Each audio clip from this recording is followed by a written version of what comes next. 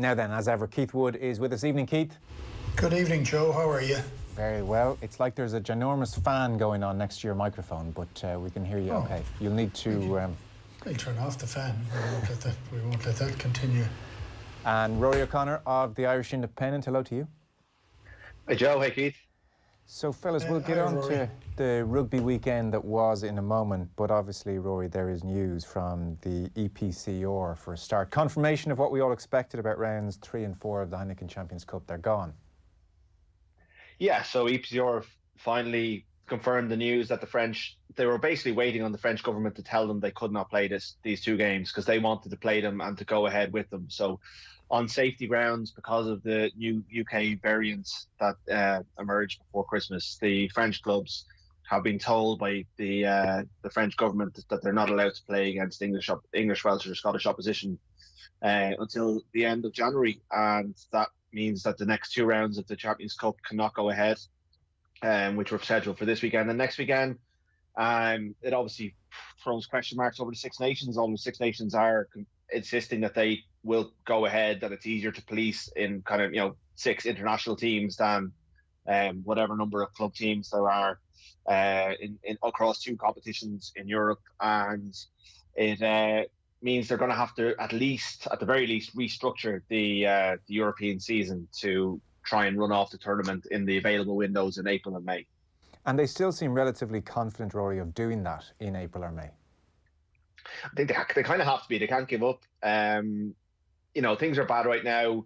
We've seen that with this virus, we are able to come out the other side of bad situations. And I suppose there's hope with the vaccine, with, that basically, once the surge is over, that things will be allowed to go back to normal again. The French government are not betrothed to any rugby officials. And if they basically, France abandoned last season because of the ban on crowds and all of that sort of thing. So there's no guarantees about anything in this world that we're living in. I think the only guarantee, you got to treat every game and enjoy every game as if it might be the last one of the season, because that's the way things have gone. But as it stands, they are confident that things will be in a better situation by April and May. They have 4 available weekends, so it's just a matter of how they go about it. I think the most likely thing now is that they'll basically, the top 16 teams in the tournament will play off in around the 16 quarterfinal, semi-final, final. And the other teams will go into a 16-team Challenge Cup quarterfinal, last 16 quarterfinal, semi-final, final, which will at least give us some excitement. It will give us a winner. In theory, as long as everything's okay, as long as we're not in surge 4. But they are confident, and Six Nations are very confident certainly publicly very confident that they'll go ahead. But it looks like they're going to be summoned to a meeting with the French government tomorrow about their concerns, to kind of assuage their concerns, so that tournament can go ahead. Okay, so Six Nations meet with the French government tomorrow. That's interesting. France, by the way, don't play a UK team until week 3. Six Nations were quoted as making that point in the Irish Times, saying that gives everybody a bit more time as well. However, for France, they are in Dublin on February 14th, and we most certainly do have the UK strain here as well. Bernard Laporte, Keith, French president these days, said it's a puzzle, but I don't think we should be alarmed about the Six Nations. The tournament will be played with health protocols decided by the government, and I'm not that worried. There does seem to be a fair degree of confidence about the Six Nations, at least. Yeah, I mean, that's interesting confidence, I would say. I don't think you can have any real confidence on anything at the present moment in time. And my fear only for the rugby part of this season is that when things are postponed, that they try and fit every single thing in before the end of the year, because I think it made for a bit of a struggle before Christmas. I think it would be a bit of a struggle afterwards. So I think everybody wants to be sound confident, but I don't know where that confidence is based when you see the escalating numbers. So it kind of depends on what happens over the next 3, 4, 5 weeks as to exactly what will happen for the Six Nations. But there's knock-on effects to Pro 14, to that Rainbow Cup, to Lions Tour itself, as to exactly what's going to happen. And I think, look, much and all as we'd criticise them often, it's a very, it's an invidious place to be, as being a rugby administrator or a government policy maker, because they're trying to react to new information every 3, 4, 5 days. And look, all they can do is work, test as much as they possibly can and see what kind of rocks up at the end. But look, I'm just glad that the news was said today that people aren't kind of waiting for another 3 or 4 days before they figure out what's happening at the weekend and whether those games will even be played again, because it's trying to figure out exactly how much time you have. And so many of the contingency plans depend on other situations, i.e. Keith, Six Nations. Maybe if it had to happen in the summer, well then is the Lions tour going ahead, because one can't happen if, you know, the Lions is going ahead. And even you mentioned, and by the way, your microphone is perfect again, which is great news. You mentioned the Rainbow Cup, this Guinness Pro 14 Rainbow Cup. I mean, we're talking about the Lions being in serious jeopardy. I mean, increasingly, April 17th is the start date for 4 South African teams mixing with Irish, Welsh, Scottish, Italian teams. That is looking increasingly optimistic as a way to kick off a brand new tournament. Well, I don't know that it made a whole lot of sense from the start, irrespective of COVID. And for me, at the present moment in time, it's trying to fit an extra variable into the midst of an already unbelievably complicated season. So I think that makes it very tough. I think it's pretty much untenable at this stage, because we don't quite know to what extent the vaccinations are being rolled out in each and every country. We don't quite know. I was just before we came on air, I was looking at the UK press conference, and they were saying of who they were giving the vaccines to, which was only right. It's the people the most vulnerable people, and it takes a period of time before they get their way through all those, and before they get the second vaccination for some of them that need two vaccinations. You know, we had this discussion 9 months ago, and we all wanted sport to come back, and to come back quickly, because we felt at least it would be something that would make us smile and give us something to kind of look and enjoy about it. It becomes harder by the day when we see on this third lockdown, the lengths that people are going to stay safe, and we still see sport going on at different times. So I think it's becoming very, very difficult at the moment. And I think it becomes incredibly difficult when you're looking at mass transport of people when nobody else is allowed to travel, as to say that becomes essential. That makes it very difficult too. So look, I think it's an invidious position to be in. I think it's, if we can look to tidy something up, but we can seem to consistently put something extra in when we should be taking things out. You know, let's make it a little bit less complicated for the rest of the year, if at all possible. Yeah, I hear you. One last point in all this, Rory. It's worth saying these now 2 free, previously Heineken Champions Cup weekends, of course, but now these 2 free weekends will allow the Munster-Leinster match to be rescheduled? Yeah, it looks like Saturday week for that one. It just depends on what Pro 14 are able to pull off, because I know the top 14 will play at least one full round in these 2 weekends, and the Premiership intend to do so as well. They might use one weekend to play back matches that have been called off because of COVID, and then try and play a full round. I know Andy Farrell will be very keen for Ulster to play, because they don't have any back matches. They've managed to play all their matches without having any called off, as far as I'm aware. So they need to get, like from an Irish point of view, they need to get a full round of fixtures in there, so the Connacht and Ulster, for example, can play as well. It's how quickly they can move. Really, what you should be looking at is derbies, like to keep people within their own country borders as much as possible, so that you're not inviting travel at this time when numbers are so high. That gives you the best chance of being able to play Six Nations and to continue on. But as I understand it, Munster-Leinster will be a Saturday week.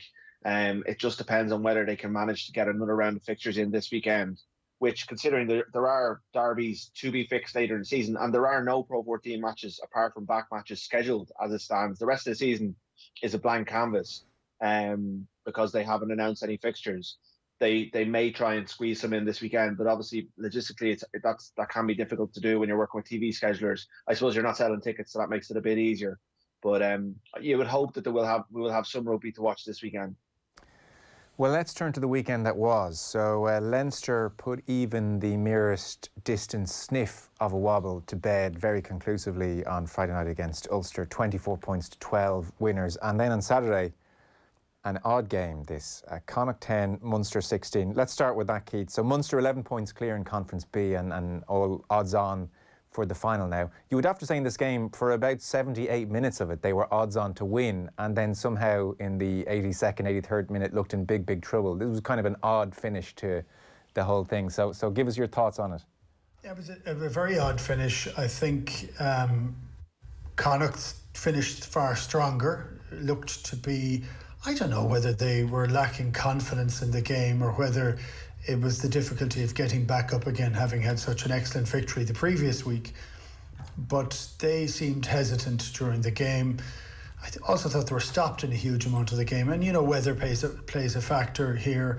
And also we know, and again, this is what we know, is all teams' preparation is just being totally disjointed by COVID testing, by close relationships with COVID, by everything else. There's the amount of players that are training, not training, only training on the Friday is affecting every single team. So, and I don't want to be just talking about that all the time, but when you looked at the game, I thought Munster were in total control. I thought it was pretty boring, but they were in total control of the game. They looked sharp when they needed to, but they never looked like they got out of gear. The only player for me, well, actually, I thought a lot of players played well, but the player that stood out for me overall was Damien Dialende, who seems to be having a bigger influence every single day he takes to the field. And I still don't feel as if he's kind of firing on all cylinders. I just feel as if he's doing enough to ease his way into the system. But for me, he was the most important player, and when he went off the field, I thought Munster lost their shape. And that was the issue for me. There was a composure that, even though Connacht were able to have the wind at the back and the rain at the back and the hill at their back and all that sort of stuff in the second half, they didn't seem to threaten until pretty much he went off the field. And then suddenly yellow card. I thought it was a very fractured refereeing performance, and I'm not saying this against Leinster, or sorry, against Connacht or Munster. I just thought it was kind of shapeless. I got irritated watching it because I thought every single ruck ended up in a penalty, and not every ruck does, by the way, and nor should it. Of course, every ruck can, because there's so many things go on in every ruck or every breakdown, but everything ended in a penalty. I thought it was incredibly stop-start, so I didn't enjoy it from a watching perspective. But in the last few minutes, Munster were dead on their feet. They were in an absolute mess, and Connacht ran to where Munster were strong, and that was the ball game. So Connacht should have won the game, and would have, even though they hadn't particularly played much for the whole game, and Munster were in control for the whole game. I think they threw it away at the end, to be honest. No, it's strange. It's strange. Connacht should have won the game and Munster should have won the game, is almost the feeling. There's about 8 things in your answer there I want to tease out with you. So no, it's great. It's great. Hold it down to one, yeah. So I'll come back to that. Rory, just for people who didn't see it, because that I'm sure plenty didn't. It was on TG Card though as well. Connacht got back to within 6. Jack Carty, who missed a dreadful penalty in the opening few minutes, even after all, we talked about his place kicking last week, missed a dreadful penalty in the opening few minutes by the standards required, but then kicked a brilliant penalty late on, or maybe it was a conversion, I can't quite remember. Anyway, to get back to within 6. And then, picking up on Keith's point about hesitancy, it was almost when the game was gone and Connacht had to take the ball from kick-off deep in their own half, that they almost said, for what felt like the first time in the game, well, to hell with this, we're just going to have to play here. And on, they made their way up the pitch in scintillating fashion. One player didn't even catch the ball, just flicked it on, and you're thinking, where has this been all game? And then they get, as Keith said, to that 5-metre scrum in injury time. It's 15 men against 13. There are Rory Scannell, Nick McCarthy on the bench, and Paul Boyle elects to carry the Connacht number 8. And Andy Friend said afterwards, with 15 men against 13, a 5-metre scrum, we did the one thing we didn't want to do. So you can imagine their frustration with that finish. Yeah, absolutely. I mean, I think the first thing they were trying to do was win a penalty off the scrum, and Munster's 2 props, Keenan Knox and Josh Mitcherley, who we talked about a couple of weeks ago, stood so tall. It was it was 8 on 7, and they had to do their job, and they did their job really well. It was absolutely rock solid. But it gave Connacht, they couldn't get a nudge, but they had a very, very good attacking platform to play from.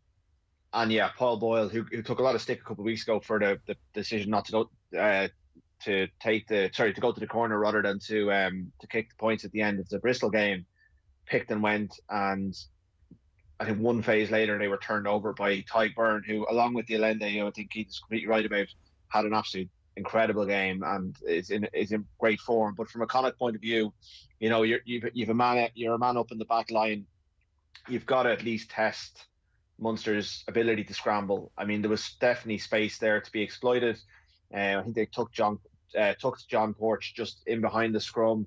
I'm not an expert on backline setups, but I think that was probably a mistake. And I think really, if Connacht kind of left their tilt at the league behind them in that moment, and they didn't really deserve to win the game over the course of the 80 minutes, as Keith has outlined. I thought Munster were the better team and would be kicking themselves if they gave a sucker an even break. But when you're given that opportunity at that point of the game, I know you're tired, I know you've been through a bit of a war because Munster made the breakdown an absolute war, but you've got to make good decisions. And that's where Andy Friend, I'm sure, has been giving them a bit of a going over in the video room, because they've now, if the season progresses as we're told it's going to progress, basically there's only one spot available for the playoffs, and they've missed it, and they've missed their chance on it, and they could have put real pressure on Munster. So big opportunity lost, and it's all down to their own inability to execute at the most important time.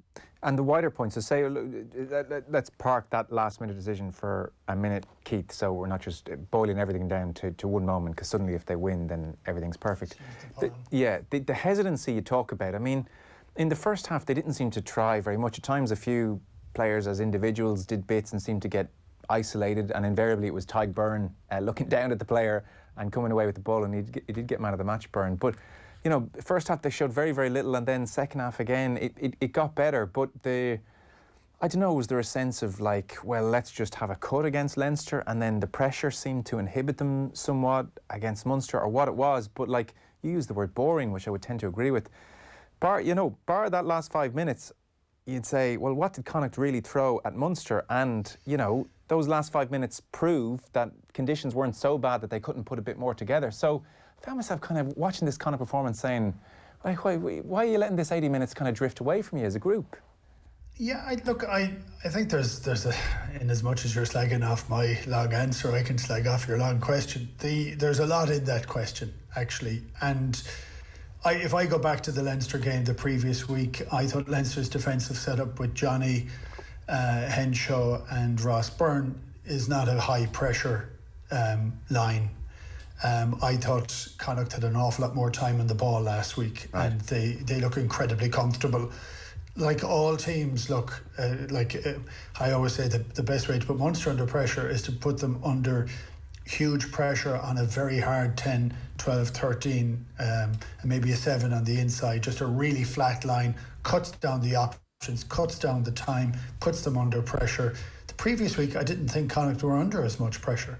They were able to have a bit of a cut. Daly was allowed to run different lines, carry hard over the gain line, get 2 steps over the gain line. The game becomes an awful lot quicker and easier when that happens.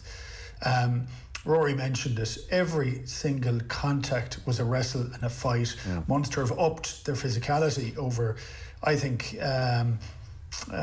over the last 6 weeks, 7 weeks. Peter Mahoney has been playing the best rugby we've seen him playing in a good few years. I think having Coombs on the other side offers a huge option of ball carrying, additional oomph into the back row, and Tyke Byrne is just an absolute pain in the arse for the opposition. He's tall, he doesn't have the body shape of a jackler, yet he's forever on it. He's been that since his days playing in Wales. He is constantly where the ball is. He's technically excellent at it. I'm not a huge fan of that, as it turns out. I like the old type of rucking, but I can appreciate the beauty in what he does. And so even there was one stage, I think, after about 15, 20 minutes, and Connacht got into a good position. They're out in the wide right. They were in a good position to go again. And Allende, who had already made the tackle, got up and just blitzed them all back. So they weren't resourcing the rucks enough. There wasn't enough players fighting for the ball in there. They weren't getting as much time. And it was interesting. They had so much the previous week. This was a shock. It looked like they looked a little bit shocked by the whole thing. Putting down to that scrum at the very end, putting down to that decision at the very end, that just required to be fast ball and then hands. That's what it required. But so I will give Munster a lot of credit for the manner in which they defended in that period of time, because they didn't care if they gave away a penalty, even though Frank Murphy had said, which is rare to hear, when 2 guys have been put in the bin, by the way, that warning still carries. I mean, let's keep putting vinegar in the wound, almost. It was a bit over the top. So, and they kept their discipline at that period of time. So that was something, because I thought Munster were dead and buried. Yeah. And in very stark contrast to the manner in which they played against Claremont a few weeks ago, we knew that with 10 minutes to go in that game, Munster were dead and buried and were out of the game. They were able to dig themselves into a victory. In this particular one, I thought Munster were dead and buried again, because they had tried everything and done everything that they needed to do and were in total control, and then it just didn't work for them. But I found it an interesting game. It was, parts of it were just boring, but it's because there's a lack of flow. But there was so many subplots that were going on. There was an interest in that too, and I suppose we're grasping at straws because we still want live sport when we can see it, So, Rory, qualifying this point by, so Keith says there was a lack of flow, and it was a very stop-start from a refereeing point of view, and also it was ultra-competitive. It was physical. A lot of things you do want from a rugby match like this, and the conditions were very tough as well. So, stating all of that, absolutely, as being to the forefront of my mind and acknowledging that. At the same time, I don't know, were we 36, 37 minutes in, and Gavin comes through an offload, and it was the first even smidgen of creativity or expression or joie de vivre, or you know what I mean, something a bit different to quintessential Irish rugby. And I did find myself watching a lot of this game saying, where is the creativity or the spark? Everybody's doing their duties in a Joe Schmidt-esque way, and it's a classic participant versus viewer reaction to this game. But does that strike you when you're watching Irish rugby in 2021? Not as a whole, because I thought there was a lot of good stuff in the Leinster-Ulster game on Friday night, and I do think Munster put together a couple of little moments of kind of cohesive attacking play, maybe in the second half, that kind of Larkham stamp. But I think this was a game that was between 2 conference rivals going for one spot at the top of the table, and I think the stakes meant that there was no room for error. And I think when there's no room for error, when it's kind of cup rugby, you're going to get more pragmatic play. And I think the worst thing Munster could have done was go to Galway and start lashing the ball around, because Connacht are very good at that game, and Munster know that they probably have Connacht's measure physically. They decided, I thought their breakdown work was absolutely outstanding. They crossed the line too often and ended up getting, they probably should have eased off when they were so far ahead. But I thought they basically meant that Connacht got no clean ball, that Caelan Blade and Kieran Marmion and Jack Hardy were dealing with really dirty ball all night, and that's probably why Connacht couldn't launch what they wanted to play. They box kicked, relentlessly. That was obviously the game plan. They decided to put pressure on the back three, and on a once-off occasion, I think there's merit in all of that. And I think their pragmatism was very much part of what got them the win in Claremont as well. So I wouldn't criticise Munster for that. I know Connacht needed to rise above it and needed to get their own game going, but I wouldn't go worrying too much about Irish rugby as a whole based on this one game in a very in the most difficult place to play in Ireland, in an empty stadium on a wet, cold night. I think sometimes we gotta you gotta in January you've got to kind of cut your cloth a little bit. And I think Munster knew what game plan would get them the win that they needed to get them into the final, and they played it out pretty well for 78 minutes, but also run themselves a bit from a discipline point of view and almost let it slip. It wasn't a great game to watch, but you're not going to get every game. Not every game is going to be great to watch. Especially, we've got to be realistic about where we live, the country we live in, and the places we play. No, that's fair. Keith, do you want to come in on that point? Well, I was going to say, he's slagging off playing in Galway, Rory. I can tell you from me, it's a long time since I've played rugby. I hated playing in Galway. And I know the fans love it, and it's their home ground. It's windy, it's wet, it's cold an awful lot of the time. And I don't live too far away from it, but, it's a hard place to play. And I did try and touch on it a little bit at the start. The amount of disruption that's happening in squads that we don't really hear about. We hear little kind of snippets from. But if somebody gets COVID or potential COVID, that means you have to put maybe 6 guys that are close contacts with them and they can't train. And that then happens, and then they're clear, they're not clear, they have to be tested again or again, whatever happens. So it's the most fractured preparation, which very strangely, I think they'll come out of incredibly strong. And I'm saying all the players will, in terms of this, they'll become far more adaptable and able to adapt to changes that happen. Because I think we've got to a point where everything has to be absolutely perfect before you can play perfect on Saturday. The world isn't perfect, but they're seeing absolute carnage all the time at the moment. And I think this group of players that'll come out of it should be more adaptable. But so I think you go for basic things and you get the right result and you do the right thing to get the right result. So I thought Munster played very well for that. They actually did show some things in the second half. There was one beautiful, there was about 6 different players in an interplay. It required the player just to break the tackle and it was a try. The margins could be tiny, but that would have been as good a try as we'd see if it just got that one extra step. Now, it could be that always, and coaches say that all the time, but I did see elements of that from time to time. But I think they went up to get the win, to put themselves at the top, to make certain that they're in control and that they'll be in the one playoff spot that they have. And I think they did their job. And to be fair, lads, I can't fault that. I'm being too demanding here. I want too much pragmatism. What can I say? I'm a romantic. I have a vision for the game that you two don't have, and I'll remind you of this discussion at the next World Cup when we were having this conversation again. Romantic Ireland's dead and gone. Yeah. Go on. No, I take the point. Meanwhile, Rory, RDS, Empire Strikes Back. This was very convincing. It was. It wasn't for the first 40. I thought Ulster were quite good in the first 40 and controlled the game very well, but Leinster obviously rallied the troops at half time and came out with and basically played to their strengths. I thought Hugo Keenan out the back was excellent with his footwork, the way he got the team on the front foot and broke the line. I thought they were very good in the air, and that pack, when it's on it, is really excellent and has had Ulster's measure by and large over the last 10 years really. And when they stepped up the gears and when they kind of were able to kind of take control, they really did it, and they ground it out.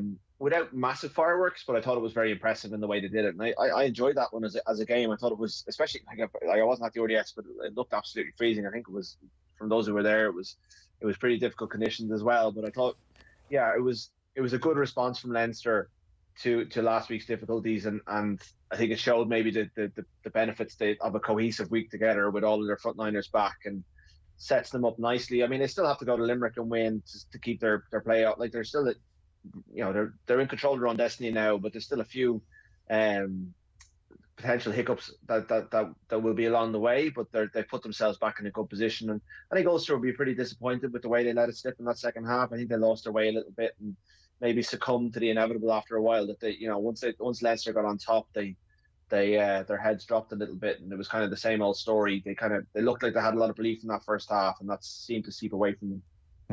And Keith, to be fair, before Munster fans pointing this out, I mean, it's not like the Leinster performance was ultra flashy either. I mean, there's a real pragmatism to how they go about their business. Well, and it often is. And what I would say that Leinster have over Munster and Ulster is that when they are firing, when there is a chink, they tend to take that gap, that bit more readily. That's what they're more advanced at it, I think. I think that would be a fair comment. I thought Rhys Ruddock put in a huge shift again. I mean, he is a guy who has played for Ireland, obviously, but he does such a mountain of work all the time. And one thing I just mentioned on Hugo Keenan, I find him to be incredibly relaxed on the field. It looks great. He's great composure, not under too much pressure. And the first ball bounced off his chest, but he actually looked really good for the whole game. But what I thought he was better at this time around, he was better in contact on the ground. That when he caught the ball in the air, he didn't get as exposed as he had been. So I loved to see something like that, because that was a flaw that he had when he played for Ireland before Christmas. He got caught 2 or 3 times when he shouldn't have been. And if you can pick those up as problems and sort them out and find a solution very quickly, that augurs very well. He's a kind of unorthodox looking 15, but he's comforting too. There's something that he definitely has something about him. Yeah, I mean, he's getting rave reviews actually, kind of across the board from everybody who watched that game. And it's not, Keith, like he has, any blistering tools as such to, the casual viewer. I mean, you watch Jordan Larmour play for 30 seconds, you kind of see what he's all about. Keenan, it seems to be about intelligence and decision making as everything else, and almost injecting a bit of pace into things. It is, but also it's a little bit of time. And he's there. He's unflurried. He's fine. He's not flustered. He gets to, like, there was a couple of comments from the commentators that it's very good position. It isn't good position. It's the right position. So he is where he's supposed to be as a 15. So he's not having to make up ground. So he's reading the game well enough. He's seeing where the potential threat is early enough. He's in the right position for it. And for me, he just looks. He's okay. He's fine. He's not under any. I'm okay here. Will that extend to test level? Fine. Is that where you were? Well, I don't think he's not finished product by any stretch of the imagination. But if he's learning from errors that he has and he's able to rectify them the next time he goes in the field, that's a really good sign. I tried to explain this before in relation to Stockdale and others actually at 15, not that we're picking on Stockdale. But when you put your head up from a scrum or a ruck, or you've been working really hard, and the forwards work incredibly hard, as does everybody, but it's tough work. And what you want is to have comfort in looking back and say, well, it doesn't matter what happens back there because he's going to do the right thing, and it doesn't have to be a flash thing. We often say that we want our 10s to be brilliant 10s and really skillful 10s, and we want our 15s to be fantastic at cutting the line. We actually want to be assured that they're going to do the right thing most of the time. And of course they can be flash, but they can't be flashed 3 times and bad 3 times, even if they kind of equal their way out to a fan, to a player. They say, for God's sake, all you want is a bit of certainty and comfort. I think he gives a fair amount of that. Rory, we've seen him make a very assured start, to say the least, try-scoring start to his Irish career. Is the ceiling for Keenan increasing at the moment? It seems to be that way. Yeah, I think so. I mean, he built his profile very, very quietly. He wouldn't have been on a lot of people's radars before that Saracens match, but I thought he was Leinster's best player in that Saracens match. He's kind of taken every opportunity that's been given to him very, very comfortably. And I think Keith's right. He's not the finished article, but he is a very complete player in that he does every kind of element of his job very, very well. He's quite unassuming. I think he seems to be a good listener, a good learner. He's taking things on board. Seems to be very coachable. And yeah, I like when you see the way he I think he came out of lockdown in incredible shape. He basically matched Bowden Barrett's Bronco record for that fitness test that they do. He's deceptively quick. I think I don't think he's as kind of explosive as Larmour, but I think he's got really, really high speed. He's got great footwork. He attacks the line really well. He counters. He makes good decisions. So he's got a lot going for him. And I don't think he's got, I think Stockdale and Larmour both do certain things much better than him and are much more headline grabbing when things go well for them. But I think he does everything across the board to a very consistent level, whereas they may drop off in other areas, albeit Larmour was very good in the air at the weekend. So maybe that's been something he's worked on while he was away with that injury. So I think he goes into the next Six Nations window, albeit with a lot of competition, because you've got Keith Earls, Andrew Conway, Shane Daly, James Lowe is fit again. You've got Larmour back, whose absence opened the door for him last autumn. Dave Carney's in great form as well. So there's good players in that position, but I think he comes in as the incumbent, and there's no reason to say, there's no real kind of expectation he's going to be dropped in the Ireland team either, because he was very consistent across the autumn. Right, okay. And again, if people didn't see the game, Johnny Sexton played. He played the full 80, I think, didn't he? Or close to it. Yeah. Yeah. So that's a sigh of relief, I suspect, for everybody concerned with Arlen Camp. And on Arlen Camp, Keith, I don't think you've been on since Paul O'Connell was announced as the Irish forwards coach now. Thursday morning. This was very quiet and has been roundly welcomed. Simon Easterby, instead of trying to look at defence and the forwards, including the line-out, is now just on defence, and O'Connell is coming in as forwards coach. So this beefs up the backroom team considerably. What will Paul O'Connell bring to the equation for you? I think he'll bring some of the attention to detail that Joe Schmidt was famous for. Paul didn't need Joe Smith to show him how to have that level of attention to detail, because he's had that always. I think it's a good role for Paul. I think it's I think he's been in a little bit of limbo for the last couple of years. His assistant coaching role in France didn't go very well, and Paul would be pretty particular. But I think to get an opportunity to work with a national team on things where they're weak are the points where Paul is strong. Paul at the breakdown is incredibly organised, has got a really good, efficient brain on how he wants things to be done at breakdown. And there's a huge amount of detail involved in that, and how he sees it, there's a huge amount. The line-out has struggled a little bit. Now, I think a lot of the line-out has struggled because we had Devon Toner there for a long time, and without him,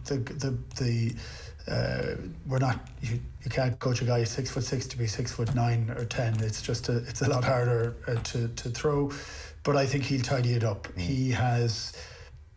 You need to be obsessed about it, and like the great line-out forwards that I played with over the years, and I played with one guy called Alex Codling in Quins, who was a kind of run-of-the-mill player, but he had a world-class mind for lineouts because that's all he wanted to do. And Paul is a fair chunk of that. So you're going to get those two components.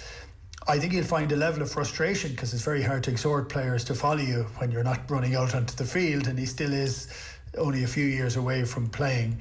But he will touch on those right passion pinch points that are needed as well. And so, look, I don't think Paul would really want to be stuck in club rugby and the 24/7 of it. He's got a young family. He will still obsess enough about rugby to be able to do it for 14 or 15 matches a year. I think it's probably the perfect job for him, actually.